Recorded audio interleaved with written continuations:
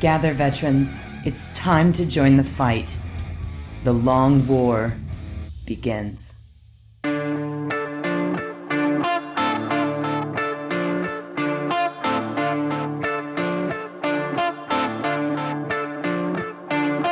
This is The Long War. I'm Robbie B, and joining me once again are my partners in crime, Kenny Boucher and Wyatt Turk from Jacket Close Paint. What's up, guys? Yo, dog, great to be here. What's up? So, I had a good weekend. What'd you guys do? Wait, where's Mike? Did we leave Mike in Vegas? Mike is trapped in a picture. It's like a Goosebumps novel. All I see right now is that picture he posted in his like Hobbit gear, running from the Shire, like, I'm going on an adventure. He went to the Hobbit and never came back. He was like, I'm out of here. I'm staying. Nailed it. There's worse places to be trapped.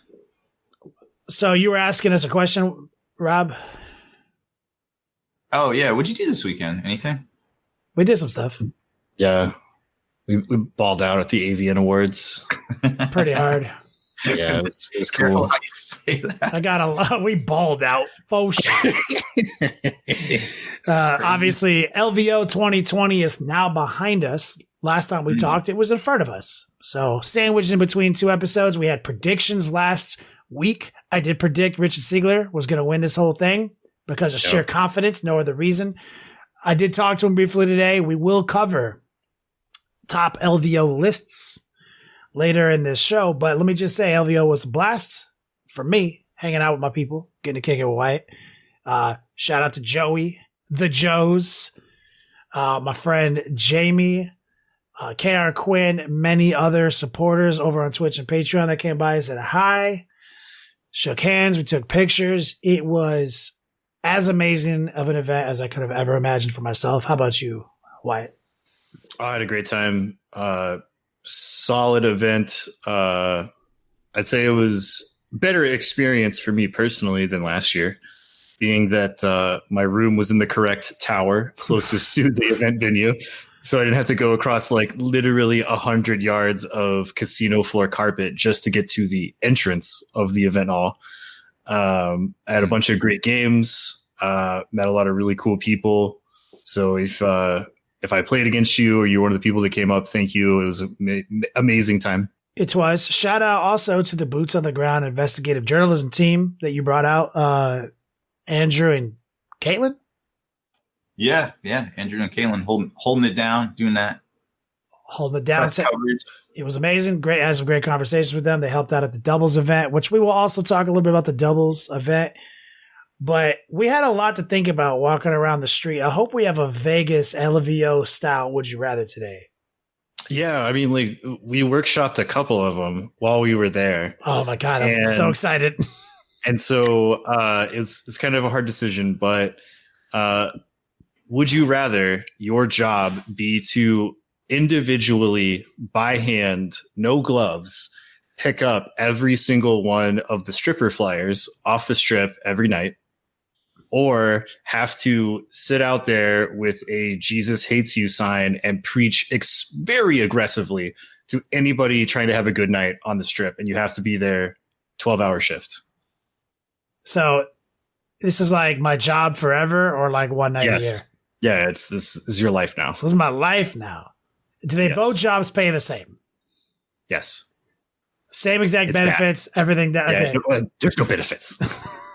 What are you talking about? Do I not get any fringe perks from picking up the stripper flyers? I mean, you get to look at them. Rob, so so Rob, have you been on the strip before? Yeah, you Never. have. Not once. You went with us last year, right? Yeah. Well, you don't fly, and I'm like, when's the last time you drove 40 hours to Vegas? Like, so. Yeah. For anybody who doesn't know, Rob has a membership card to the Spearmint Rhino. He knows what he's talking about. Okay, so some of my favorite moments in Vegas are definitely the creative delivery systems in which different flyer handers put them in. So I don't get to be that guy because that job seems kind of cool. I have to pick the trash up. Okay.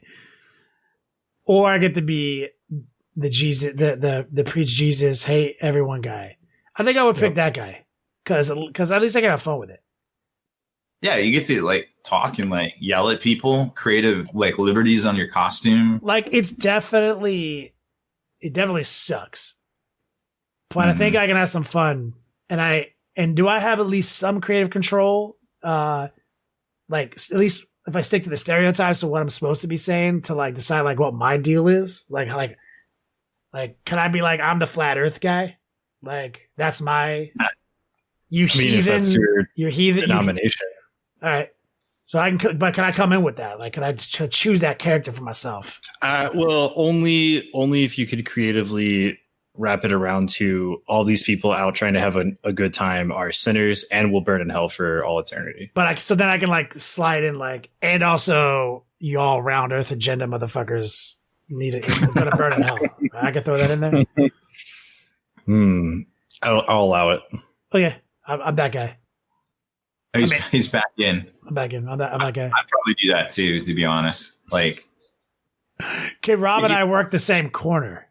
Oh no, you can't. You have to be there. There is a rivalry, a steep rivalry between all of the Jesus freaks yelling at nice people on the street.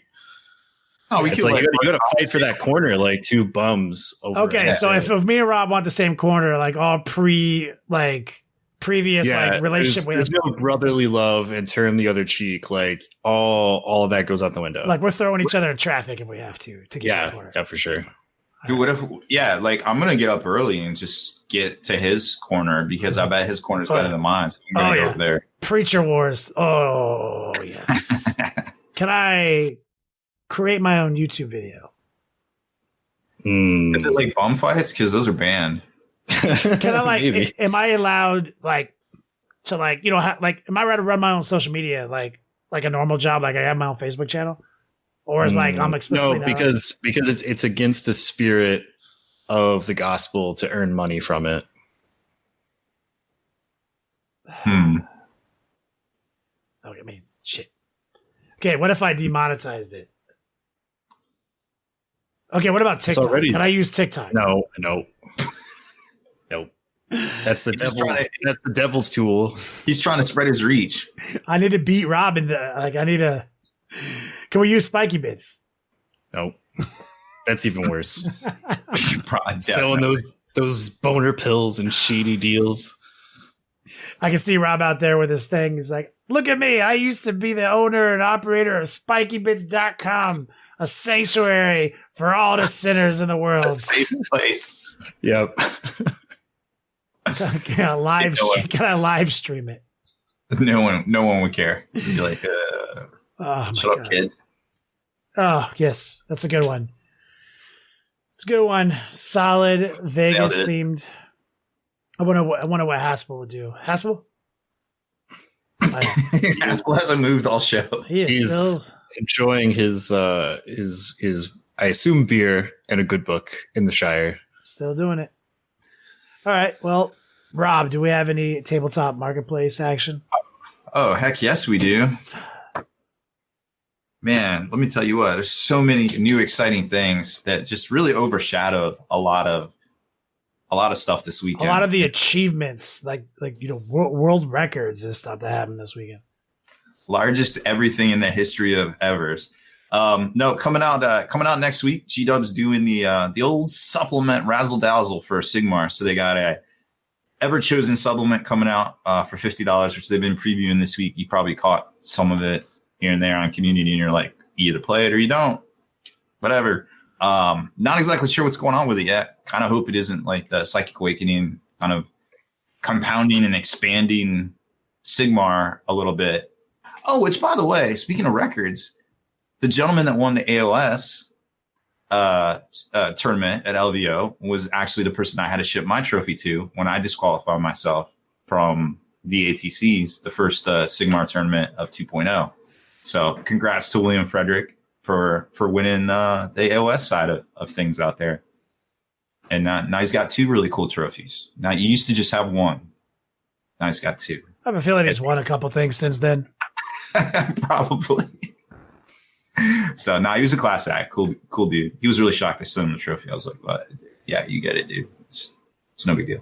Anyway, so also on the Sigmar side of things, well, more of the underworlds Warhammer Underworlds Online came out today, actually. It's only the Shadespire expansions, which are... I'm sorry, what? Warhammer Underworlds Online. Yeah, what was that other part? Shadespeezy. Oh, that net. Okay, now I get it. Yeah. What? So it's only the stuff from 2018, but they are going to expand it and have the card packs and everything like that. So I think it's $30 and you get the card packs for free, but it's kind of like a beta. So they're like, hey, it might change a little, but it still looks pretty cool in the animations and things. I haven't heard any like super reviews on it quite yet, but it might be worth checking out. There are 2 warbands in the analog version of the game, Beastgrave, which is the 3rd season, which is out right now. Those will be coming out for $30 each next week. Dice and sleeves for them as well. And that's the big releases for next week. It's kind of like, hey, where's the sisters? There's still there's like 7 different sisters releases on hold. It looks like from the previews today, which are out of Germany, the new Titanicus will actually be coming out on the 8th of February. So after this stuff goes on pre-order and comes out, then at least Titanicus and some other things will be coming out. Speaking of Titanicus, of course, the best game that you're currently not playing, there will be a new starter box that probably isn't $290, meaning at least 3 more people will get into the game, which is pretty clutch. If you've been thinking about it, well, now's your chance. And it practically doubles the player base. At least. These are real numbers. The conversion rate is sky high for this one. There's a cute, adorable baby Warbringer Titan that's going to be on the way. That's the one with the huge cannon on his back. He's 100 times more adorable than Baby Yoda and already has merchandise. You shut your mouth. It's not true. Depends on your... I'm deducting a minute for that. Joke's on you. I'm already done. Anders Train. Okay. Anders Train. Also coming out is new Necromunda. They're expanding out Necromunda with a new gang book that it expands on the the Goliaths, the Kenny gang. Yep. Expands on them a little bit, and new Aeronautical Imperialis, which we also kind of knew about because, well, everybody posted pictures of the images from the import sheets on Wednesday before LVO previews, which also brings me to another point, since I've got a minute freed up by my own personal account. If you haven't seen it already, a lot of people are posting up these pictures of the import sheets where if things come out of different countries and come into America, it's not the same with the UK, so it doesn't quite work that way. But you can see the import sheets, and that's why a lot of people are figuring out ahead of time what is coming into the GW warehouses, of course, weeks, sometimes months ahead of time. And so you're seeing a lot more of that, and sometimes people get it a little mixed up where they're like, oh, there's a new Custodes book. Well, really, it's just the Custodes restock number 2. One just hit the port today. That was Craft World Eldars number 5. There's obviously no 5.0 book for Craft World Eldars, but it's just, so just be careful with some of the information you're seeing out there that people are posting up that really kind of don't understand what they're looking at, perhaps. So there's going to be a lot more of that. Sometimes they get components, they get restocks of hobby supplies. In this case, with the Aeronautical Imperialis, it looks like what showed up coming through the ports was the Taros game board, and the dice were actually made in China, but not the rest of it. So kind of interesting how all that was labeled and has been kind of found out through various sources on the internet. So just keep an eye open for that. Keep an eye for those sketchy deals, clickbait articles. Sketchy previews. But yeah, no, overall, there's a lot of stuff. The new AdMech from LVO looks great. New High Elves, all that stuff. Just Gazgul all looks good. Let me say what, if Gazgul drops in April, or October comes early this year, guys. Yeah, buddy. I will bring the Watane Clan t-shirt out of retirement for Gazgul. 100%. He's like their producer, right? Yeah, it's RZA. That's literally what we'll name him. Okay. Well, who's his little guy? Malachi, or whatever his name. I forget. The little Banaweva. Fuck, I don't know. We'll have to run, obviously, a contest to figure out what his name is. We just call him like Suge Knight. Suge Knight. Like he's all huge and then Suge Knight's all little. Yeah. Makari, Macaroni. His sidekick, Macaroni. That's right. What's that? What is that from? Isn't that from a book? What? Macaroni? It's a pasta? It's definitely a pasta. It's got gluten in it, I think. Yeah. That was some kind of reference I was supposed to know. Anyway, ETC 40K withdrawal, hot news, dropped while we were at LVO. It was very shocking, but Wyatt's got some more information on the subject for you guys. Yeah, so due to a history of basically not treating the 40K aspect of ETC with enough love and accommodation over the years, the captains for the 40K ETC teams got together and they voted, and 90% of the teams decided to pull away from ETC, with 70% of those team captains deciding to do it this year instead of waiting around. And that was due to a number of problems, the venue, space for the event, lodging for the event, a number of reasons. But the long and short of it is that basically, like, when you have a committee of people that are trying to get everything done and not give an equal share to everybody, it kind of creates some issues. So if you want to read the full story, Neil Kerr put up a huge story, setting the story straight over on the Competitive 40K Facebook page. He's been a former chairman of the ETC. He's also involved with Team Scotland, and he answers all the questions, lines everything out, and tells the story. So if you want to read the full breakdown, you can go over there and read it. But long and short of it is that they weren't being treated the way they felt they should be treated, and the 40K guys got together and decided to leave the ETC and make their own event. Bum, bum, bum. Which is awesome to hear, because it was kind of like, it felt, because we didn't have any information, it felt backwards. And it's definitely a case of onboarding promotion, like making the big announcement, like overlapping with, incredibly high internet activity around it. So it's good to hear that, like, these dudes are going to band together and gold member the event and make it more dedicated to the spirit of what the European Team Championship has been, at least for the 40K side. So good for those guys, man. Take matters into your own hands. Yeah. I talked to Adam at LVO about this. He's a coach for Team America. And one of the things that we talked about was that the venue is very small this year. It's in Luxembourg. And there's not a hotel within 10 kilometers of the event venue. So that causes all sorts of problems if you're traveling to the event. Like if you don't live in Europe and you're traveling to the event, that creates a ton of issues for all of those players. So that was just one of the things, right? And again, if you want to check all out, go to Competitive 40K Facebook page, read Neil's post. You can find it all there. 10-4. Thank you for covering that. LVO and the Best Coast pairing, I'm calling it The Situation, is the next segment. Situation. Yep. The Situation. So obviously a lot of people were talking about it. And then so many things happened at LVO that it was such a big deal on day one. But it has been historically the highest activity for the app. It crashed pretty hard again, round 2 pairings, but not round 1 pairings like it used to. Yeah, it was between rounds 1 and 2. Correct. And it was literally they let it last for a while. And then finally the solution was, like, shout out to the guys there, was they threw up the spreadsheet for pairings on the website real quick so we can at least get to our tables and start playing after like over an hour and a half. Yeah.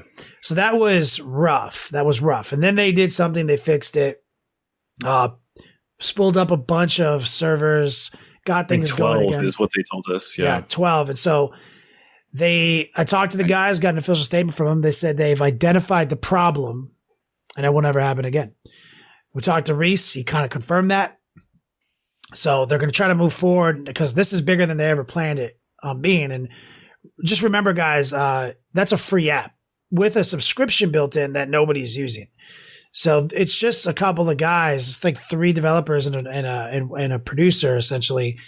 And so if you use Best Coast Pairings app and you use it a lot and you go to a lot of events and you scroll through and look at a lot of people's lists, consider the subscription. And obviously they might roll out with more features, which I kind of talked to the guys and they've soft confirmed that like that's a goal. But we rely on this app so much and we live in the free versus the not free app world. And that's kind of what being one of the problems is they don't have that much revenue coming in. And it's been highly supplemented by amazing organizations like Frontline Gaming who've come in and rely on it heavily. So they were very embarrassed. They were like extremely like just like tail between their legs going into day 2. Like they felt like they fucked up bad. If there wasn't a solve, yeah, they would have fucked up bad, but they fixed it. They solved it.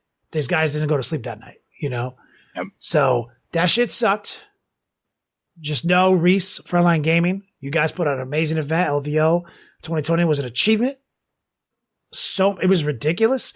The amount of people in there playing, even with an hour and a half between round 1 and 2, divide that by the whole weekend and time between rounds. Think about the old days running an 800-man tournament. Dude. Literally, you would have had to run 2 games a day. It would have been impossible. It would never have happened. So they solved it. They fixed it. It did not deteriorate the quality of fun.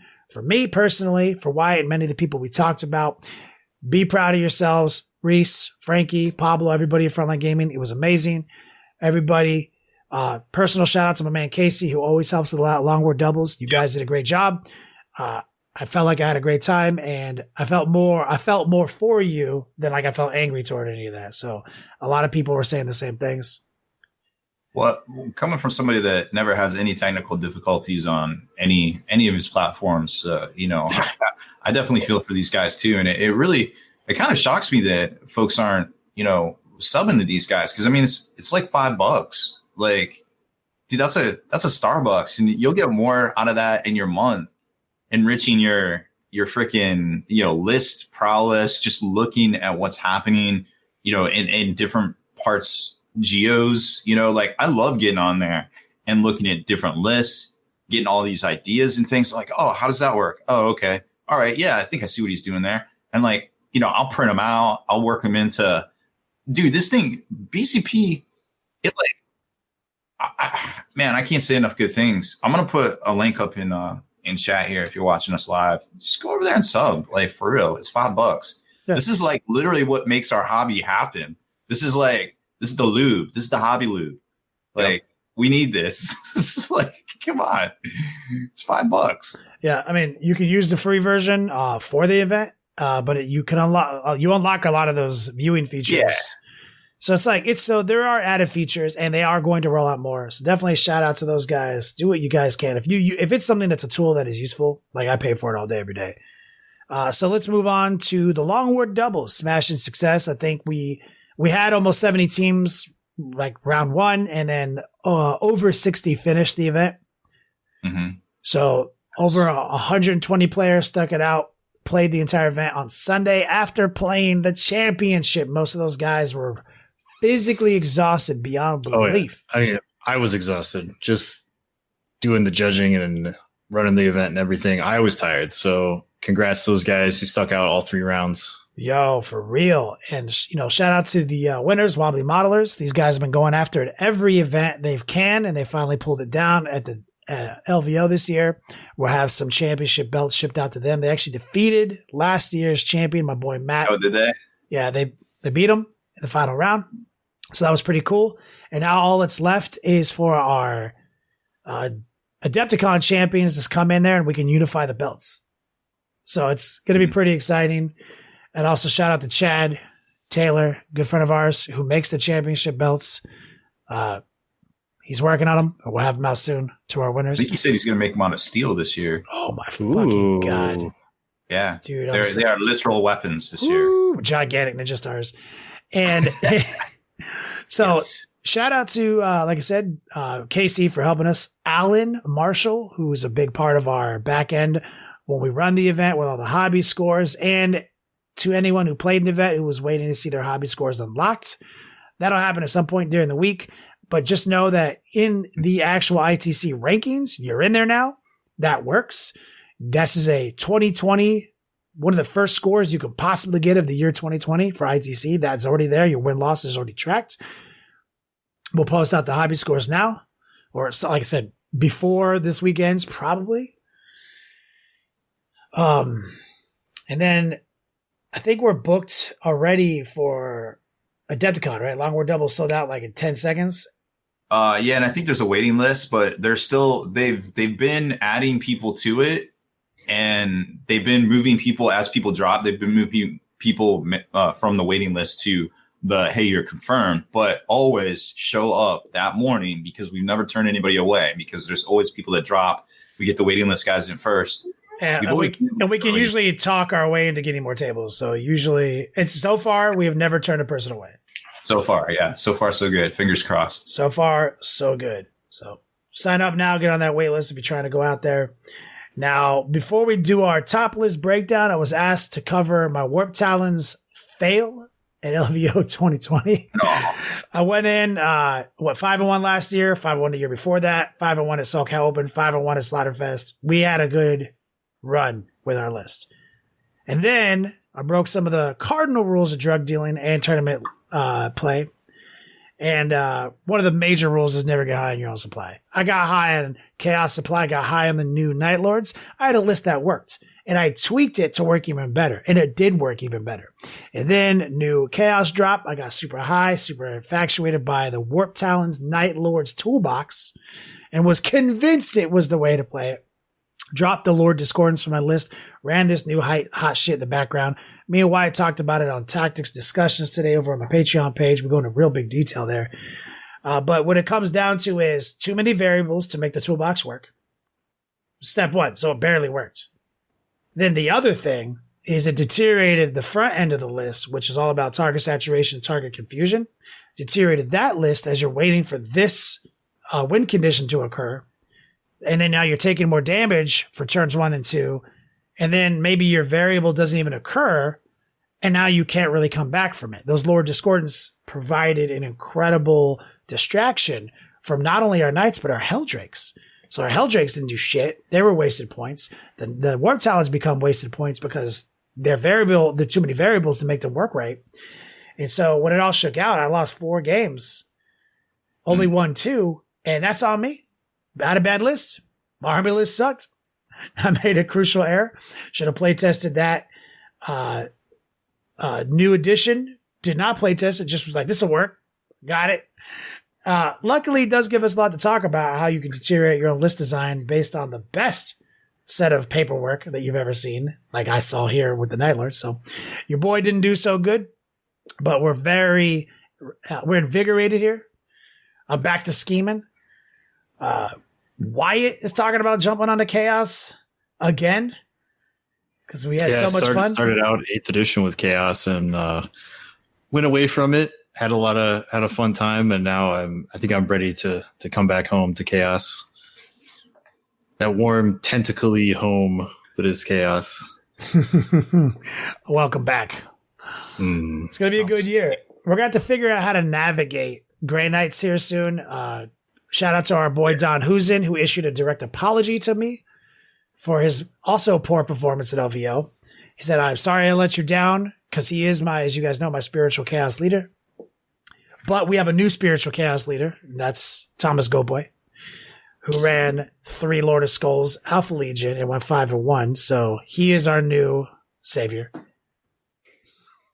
And obviously TJ Lanigan, which we're actually going to cover his list in a second as we go into our final. This is the meat and potatoes. We're going to do a top list LVO breakdown. We're going to start it obviously with Richard Siegler and the Brad Chester fight that was on stream to win it. That so went down to a fucking draw, and then it had to go to the first tiebreaker who killed more units. And of course, my boy Richard Siegler from Jacksonville. Hey, Florida Man podcast. These got Brohammer. The list. It did it, guys. The Iron Hands list, the silly ass list that they all brought. It pulled it out.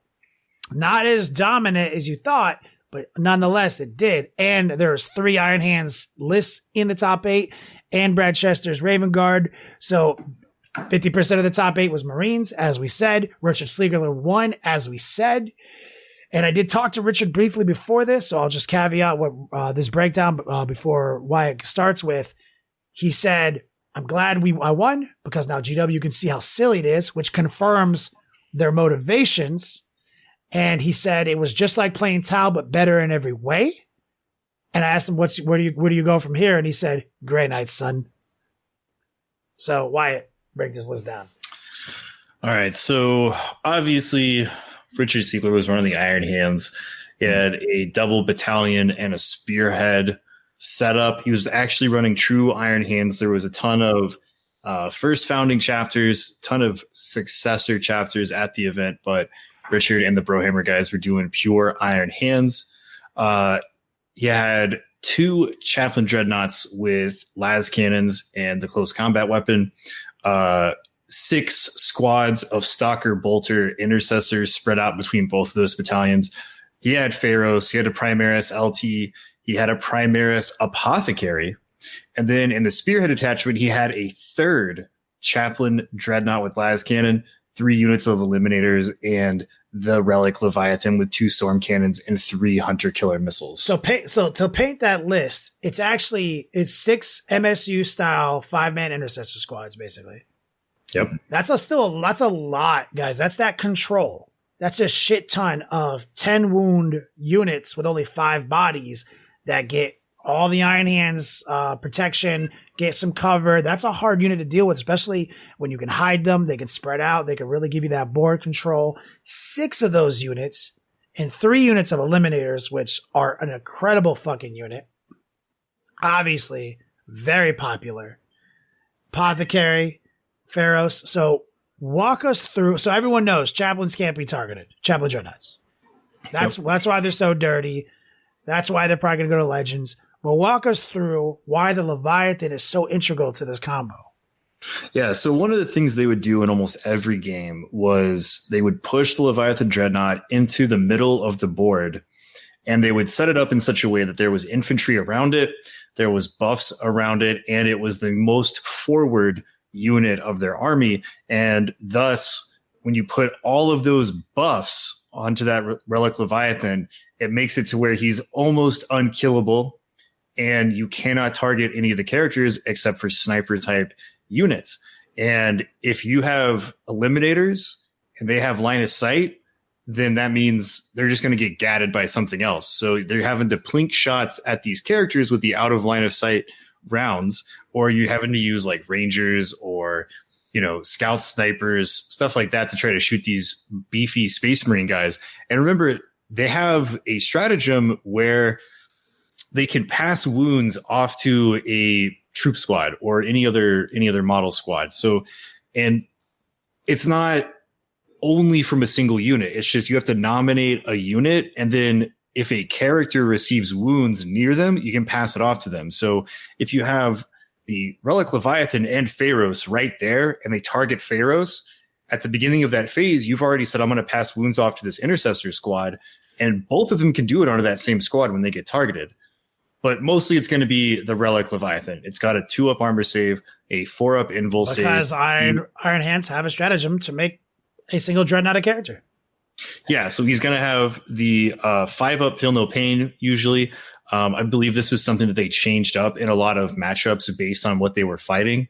And then also they're passing wounds off. And the way that stratagem is ruled right now is a little complicated, and depending on which way you play the ruling of it, it gets more or less powerful.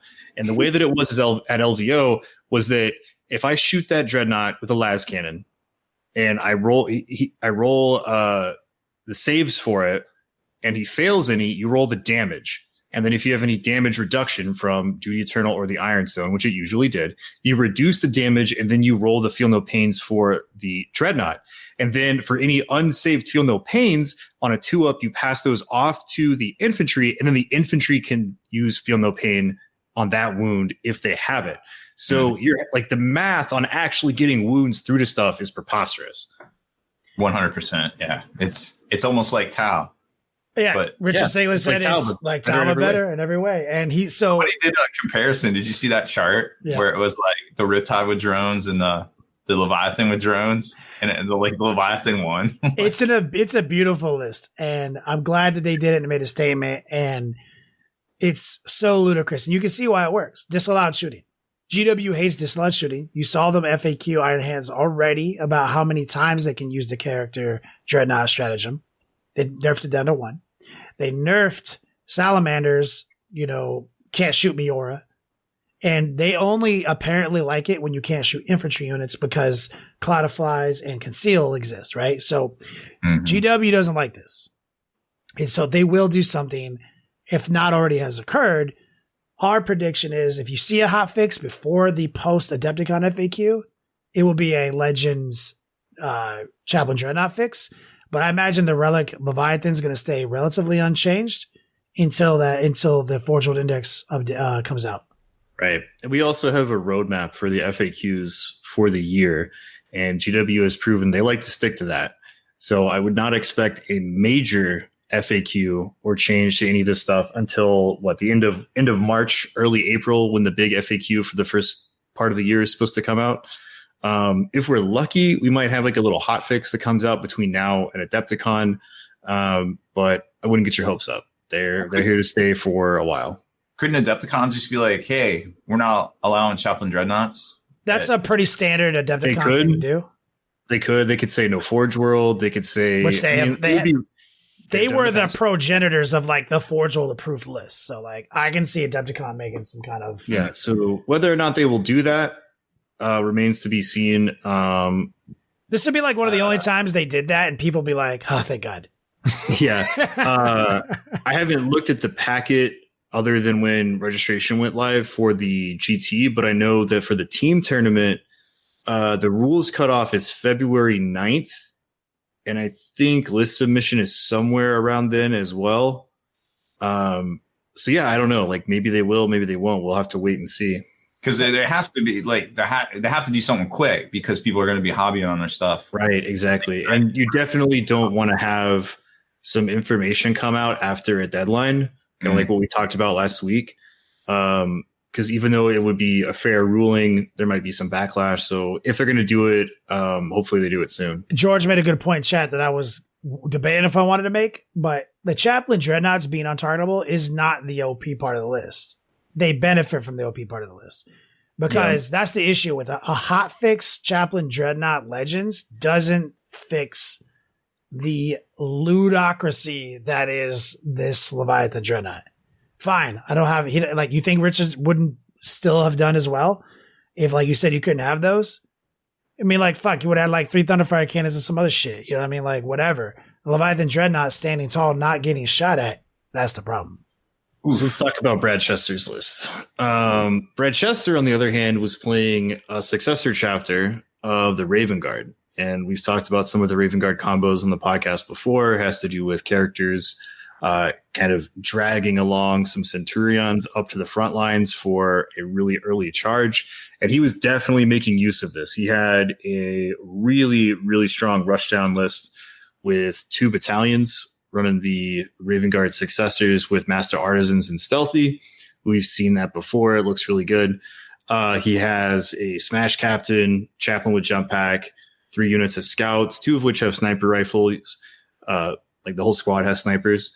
And then he's got 2 big old bricks of Assault Centurions with Flamers and Hurricane Bolters. He's got a squad of 6 and a squad of 4.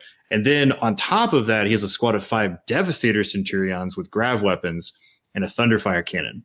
And for his second battalion, he's bringing in a Forge World character, Lias Isodon, who's from the Raptors. And the Raptors are one of the few Forge World characters or like chapter rules that their stuff is set. If you play anything from Raptors, it has to be Raven Guard successor. Similar to the Executioners chapter that has to be Imperial Fist successors. Then he's got a Primaris Lieutenant with Stalker Master Crafted, 2 units of Infiltrators, and a unit of Intercessors. And then in that unit, they have regular bolt rifles, but the Sergeant has a Thunderhammer. I love this list. And it's crazy because it's not a groundbreaking list. This list has existed for some time. This Raven Guard list. We actually covered it as one of the powerful combos of Space Marines. He's got multiple instances of +1 to charge. He's got the ability to drag Centaurians across the table for turn 1 action. Come in later for beatdown action. But it has an incredible rushdown where when piloted by someone like Brad Chester, who's one of the best in the game today, he can just shut you down turn 1, with his set of skills. He's also got some MSU quality to his list, but his list is very, very awesome and traditionally aggressive, but I know him personally plays it more cagey. That's his Eldar roots. So you got two guys playing to win LVO. One of them who played Eldar pretty much all season, defining some of the Eldar combos. One of them who ran Tau against the odds and created the most ridiculous Tau list possible and was just crushing events. Got these two guys, both playing Marines at LVO in the final round, tying, and then Richard winning on tiebreakers. That makes a pretty big statement to think about the power of Space Marines. Oh yeah, and that game was very back and forth. It was super interesting. Like if I wasn't running the long war doubles with Kenny, I would have been right there on the sidelines watching that game. Like two of the best players that 40K has ever seen, and just to like put in perspective, like Richard beat Sean Naden and then immediately went on to beat Brad Chester, like two of the best players in the game. And for him to do that, especially against Brad, who's been playing 40K for an exceptionally long time. He's one of the like widest experienced veterans in all of 40K, is really, really astounding. One of the things that I like most about this matchup, besides it being like a mini Super Bowl of 40K, is, like you said, Marines is here to stay. Like, it doesn't matter what they do over here with these chocolate dreadnoughts. I mean, Iron Hands are pretty good just in general, like, to be quite honest. But, don't get it twisted. Like, there's these McPicka chapter tactic lists that are still good, and we haven't even seen what they're going to do with the new Forge World rules that are on the way. Like if they're going to have specific tactics for specific like Badab Wars or something like that too. Like we don't like what's going to happen with the Space Sharks or the Minotaurs or whatever. Yeah, like you might not be able to take them as whomever like you can right now, like the Red Scorpions and such. But so it's kind of wide open as far as that goes. Whatever you want to do with Marines. But, looking at the top 8, there was still an interesting kind of mix of lists in there, believe it or not. And, everybody's like, oh, Iron Hands won. Yeah, okay. They got some brokenness. They got some OP-ness, but there's some other good lists in there too. I mean, hell, in the top 50, like we ran an article today, there was some cool looking, there was that Marine list that was just all artillery. There was some dope Necron stuff. Manny's list? Yeah, there was... I don't know if it was Manny's. I forget. I didn't look to who was. Well, his was like that. We talked about it last week where he had the 3 Whirlwind Scorpius in one list. Yeah, and he did really well. And like 3 Scorpius, 3 Thunderfires, 3 Rapiers, or 3 mortars. Yeah, quad mortars. Quad mortars. Yeah, and I mean he did really well with it. Yeah, there's so many, like once you start really diving in and looking at the top like 100 lists. I mean, the diversity is insane. I didn't fight the same configuration twice, and the only repeat faction I even experienced was Chaos, but one of them was Chaos Knights, and one of them was like Chaos Soup, and then everything else was a different fight. Yeah, I mean, the diversity is insane there, and there's more to it than just like how OP is Iron Hands and Marines. Like, there is a creeping list, Chaos based, that made its way into the shadow round, didn't pass the shadow round, but it made it. And then there was dozens that went 5-1, and that was TJ Lanigan's Possess Bomb list. Yeah, there's Chaos. And so we'll break his list down here in a second. And I think he's doing a bunch of interviews on podcasts this week. If you guys see any TJ Lanigan interviews, definitely check it out. There was some stuff that went down in this game that he's definitely talking about on the internet. And I'm going to try to have him on for interview next week and let him tell you his story here on the show. But in the meantime, we'll break his fucking list down. Yeah. So, very, very interesting list comp. He's got a Chaos Undivided Battalion and then 2 Supreme Command detachments. In the Chaos Undivided, he's got 2 Poxbringers, 3 units of Nurglings, and 3 Plague Burst Crawlers. Excuse me. It is a Nurgle keyword battalion. Chaos yeah. Love it. Then he's got a Thousand Suns Supreme Command with Armin, 2 Demon Princes. 1 Demon Prince has High Magister and the Helm of the Third Eye. They both have talons and wings. And then the second Supreme Command is an Alpha Legion with a Dark Apostle of Nurgle, a Dark Apostle of Slanesh, and a Master of Possession, the Nurgle keyword, and the Shepherd of the True Faith rule. And then he's got a big old unit of 18 possessed using the Icon of Despair and Nurgle keyword and 199 points of reinforcements. And that is the new heat. I actually got to talk with him throughout the development of this list in all its iterations and how he settled on Nurgle. And the American Express card of Chaos still strong, which is Aramon and his 2 DPs. Running some Nurglings is important because you need to be able to maintain the conceal as long as possible, which is the Alpha Legion stratagem that makes this work, which is start of your opponent's shooting phase. You can spend 2 CPs, pick an infantry unit, can't be targeted unless it's the closest target. Another instance of disallowed shooting. So I don't know what he ran with the summoning points, but I know what they're for. They're for maintaining that screen and that conceal when shit's going sideways or you got out deployed or indirect fire took out some Nurglings. So he had 200 points in the bank. It could have been 1,000 Brimstone Horrors. Could have been more Plague Bears. Could have been survivability. Could have been anything. Could have been, I didn't get that information from him. But the long and short of it is you've got a list that is a unit that can spread out, take over the board, advance on you. It can forward operate, move, spell familiar, warp time, off the master possession, and get you turn 1. He probably doesn't do that to you every game. He probably wants to let you go first, get in a good position with forward operating, weather, go second safely, and then catch you slipping. And by then, he's touched every model in your army. They have combos to get that possessed squad to doing up to 3 damage per guy pretty easily, wounding on 2s. So little pockets of 4 or 5 of them just shutting things down, and then they get stuck in combat to maybe wrap something, stay in the combat. And now you have to deal with that. It's also Alpha Legion -1 to hit. It also can receive Miasma of Pestilence -1 to hit. It can also be blessed by one of the Dank Apostles for -1 to hit. So there is a way to make it -3 to hit, and even certain matchups that take away your stratagem. So it works. He went 6-0. It's amazing. And a plethora of guys running that list went 5-1 and 4-2. So that list might also become the new list here really soon.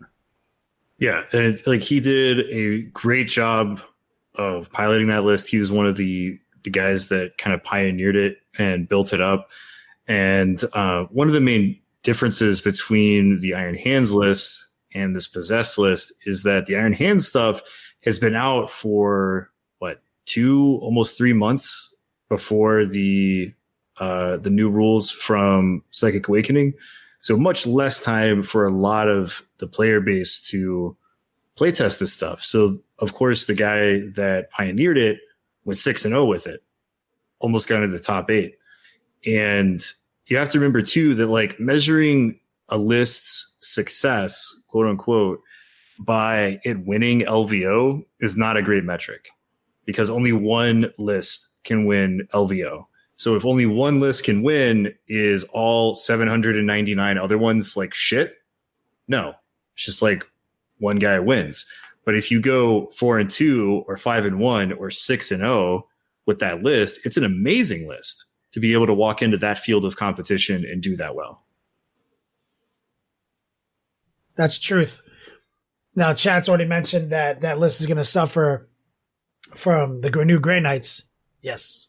All Chaos is going to suffer from the new Grey Knights. I talked to Don Husen today, and he said, talking about lists that can put out 50 to 100 mortal wounds in some situations. If you're based on casual, like 25 casually to anyone. That's just on top of shit, And then talking about that doubles against chaos and maybe even it goes up even higher against demons. Like, it's pretty strong. So you gotta wonder how long that list is going to last in that meta. And Richard already said, like, he's switching over to it, at least for a little while, because he's got to be cognizant of the Possessed Bomb being possibly a matchup that could give him a run for his money. So we'll see. Grey Knights are going to be really strong. I think they're going to be really popular for a lot of reasons we talked about in the webcast. First off, a fanatic fan base. Second off, easy as fuck to paint. Third off, sick ass new rules.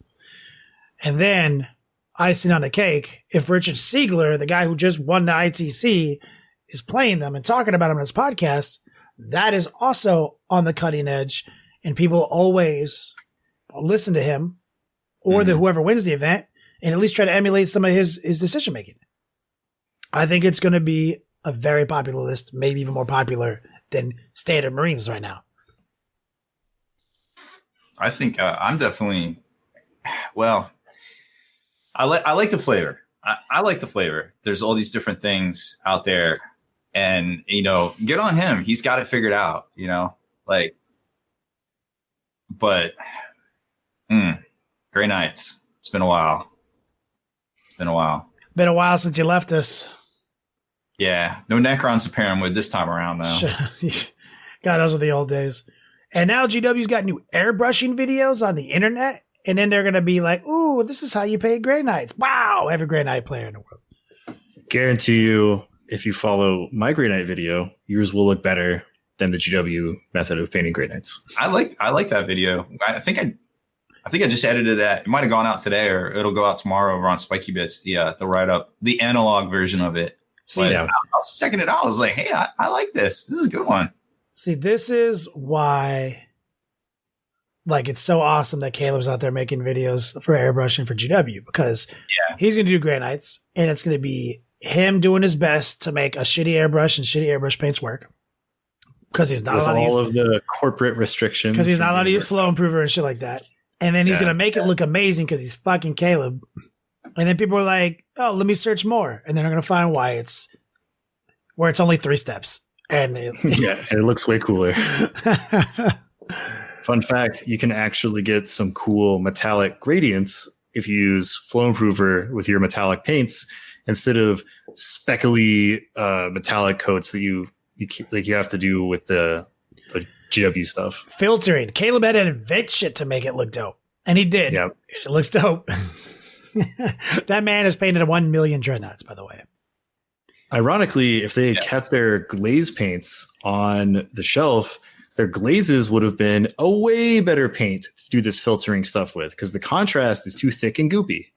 Well, I mean, you can cut it with the contrast thinner, and it's basically the same thing as but the glazes could be cut with airbrush thinner and water, whereas the contrast stuff is like this proprietary chemical Nickelodeon gack that clogs up your airbrush. It's basically half matte medium. I strongly recommend not putting contrast through your airbrush. Yeah, please don't do that. You need to thin it for real. And you need to immediately clean your fucking airbrush. Yeah. Well, you could do it with because I did that video where I did it 50-50 flow improver, matte medium, but you're putting matte medium through your airbrush.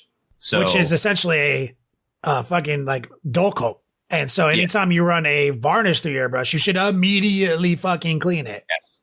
Yep. It is Nickelodeon green slime. So, but shout out to Caleb, fucking holding it down, using a set of paints and with restrictions. It's like he's painting on hard mode and still pulling it off. That's what he does. Yeah. I mean, like, the end result looks really good because it's Caleb Weisenbach painting it. Yep. It's kind of the same discussion we had when contrast paints first came out, and they were showing off all of these top tier world class painters using it. And of course their models looked really good. But when you're having these like overly complicated, more steps than it takes videos, but simply because you can't use Vallejo Flumber. Yeah, simply because they're not allowed to use that. Like in if they videos, did, so- it's fine. Like those GW air paints, I airbrushed with GW pot paints with water and flame for years. It works. Yep. That's simple. So I would say if you want to jerk off with extra steps, follow the GW method. If you like to get the job done, watch my videos. Fact. Swoosh. Fact. Also, did just get a package from my Haspil. Ooh. Got an OG pewter granite in it. And What? so- Which one? I don't know. I just knew. He said, I sent you a granite, and I lifted the box up, and I was like, that's a metal granite. I haven't opened it yet. But I'm definitely going to do a granite video because Faithful February is coming up for my Deathwing platform. video? I'm going to do a Deathwing video. What about some Wyatt. sisters? I'm going to do a sister Faithful video. question mark? Did I get my sisters yet from you? No. No, I did not think so. So I'm doing Vegas. Like, so Grey Knights. Oh yeah, Grey Knights first, but we're gonna be doing Faithful February on Twitch, maybe a little bleed over on YouTube, and we're definitely gonna be hitting up all the sister color schemes, all the hard ones, as soon as Rob sends me my sisters. And that's fair. that's fair. I'm mostly reliable. Yeah, that's true. I would say 99% of the time you fucking come through. If I don't disconnect from the internet. Yeah. And sometimes I pick you up from the airport and I already brought you a jacket because I knew you'd be cold. So like, I got you, But guys. you always got my back. Just like you always have mine. Do you want to break down any more lists? Do we have any more lists? Yeah, I mean, Thomas Yes. Goat Boy Reedy had a really cool list that kind of ties into what we were talking to with some of the wacky chaos stuff that was going on. Last week, we talked about what Don Huson was bringing to LVO and how Kenny and I were kind of lusting after wanting to run a list like that. And then Thomas shows up with a triple Lord of Skulls list, but it's a little different. So in his list, he has an Alpha Legion battalion with a Dark Apostle. He actually spends the 10 extra points to get Dark Disciples. And what those do is give +1 to the prayer. So instead of praying on a 3, you're praying on a 2. It lowers the fail rate of those prayers, which if you are a Chaos player with a Dark Apostle or a Space Marine player with a Chaplain, you know how shitty it feels to try to pray on a 3 up and you roll a 2 or a 1. He's got a Lord Discordant. He's got a Master of Possessions and then 3 units of Cultists, as well as 15 Possessed. As we kind of talked about in TJ's list, those Possessed in an Alpha Legion setting are real good. And then he has a Alpha Legion super heavy detachment with 3 Khorne Lord of Skulls, and they each have a Hades Gatling cannon and an I-Core cannon. Which is the cheaper, which is like the more point efficient. It's a heavy D6 autocannon, basically at 18 inches. But it's like -4 AP instead of like 2, right? No, I think it's -3. Or the -3. Hades is -2. Yeah, like the really cool one is the Gore Storm cannon that is like heavy D6 auto hits at strength 10 in your top bracket. Strength user, -3. Yeah, and if you hit a unit of 10 or more, it's 2d6 hits instead of d6 hits. But it gets caught. It starts to get you back into the 500 point range, and this configuration keeps you a more the night. Gore Storm 74 points. So as much as I would love to have that in there, it kind of throws. This keeps you like real night point range. Yeah. And what I love about his list is that he has the soft possess bomb. It's not the fully optimized one, but it's still very capable. Right. Still has conceal. It gives your opponent something really bothersome to worry about. The Lord Discordant gives a +1 to hit aura to the 3 Lord of Skulls. So they hit on 2s. The Master Possession can potentially give them all +1 to their invulnerable saves. So it's like they all have rotate iron shields, like night-wise. Yep. You can also give them reroll hits and wounds of 1 with Infernal Power. You can also, because they're demon engines, can for 1 CP reroll hits and wounds. Yep. So there's a lot of combinations there. And the coolest thing about it is the Alpha Legion Lord Discordant is all out there with his dick in the breeze, except that he's Alpha Legion. He's -1 to hit. You have to take the Clandestine Warlord trait to do that because his -1 to hit is within 6 inches of enemy vehicles. No. He is himself because he's Alpha Legion -1 to hit. Oh, right. And then he has a Warlord trait to be himself -1 to hit. And then in the top of the battle round, you can pray to be -1 to hit. So that dude just standing there across the battlefield -3 to hit right out the gate. So now you want to shoot this guy because he makes these guys sit on 2s, but he's -3 to hit. So now you got to shoot these other guys who have 28 wounds. Definitely alleviates the going second aspect with this list, which is the reason that I really like it over what we saw Dawn run, because I only got to go first one time at LVO, and with the lower amount of terrain, going first was pretty important there. And so anything that makes me feel safe going second, I love in a list. And so a combination of conceal and that -3, there it is. And he went 5-1. So that's why he's, like I said, he's our spiritual chaos leader for now until Don Husen figures out the next purge that's what got him on my radar is when he started rocking purge. And I was like, oh, he's doing it. But Don Husen teasing, of course, you didn't let anybody down. You're always defining things and coming up with new wacky shit. And sometimes you get punished for that. So good job, brother. So awesome. Good list breakdown. Where are we at on time, Rob? It's 10:30 Eastern. I think we're at an hour or more. Cool. Podcasts. All right. Well, so we can call it here. I don't have a Haspil. I'll just have to take us out myself. All right. Only if you have a dope quote from the Lord of the Rings. No, I just have the standard, go over to longwar.net, become a veteran today. It's kind of boring, but Rob, subs for Snapchat. Rob, what is best in life? What is best in life? Come on, you know this. I can't do a Conan quote. I don't have the Conan voice. I asked you a question. Get out Kenny, of here. What is best in life? See, you can do it.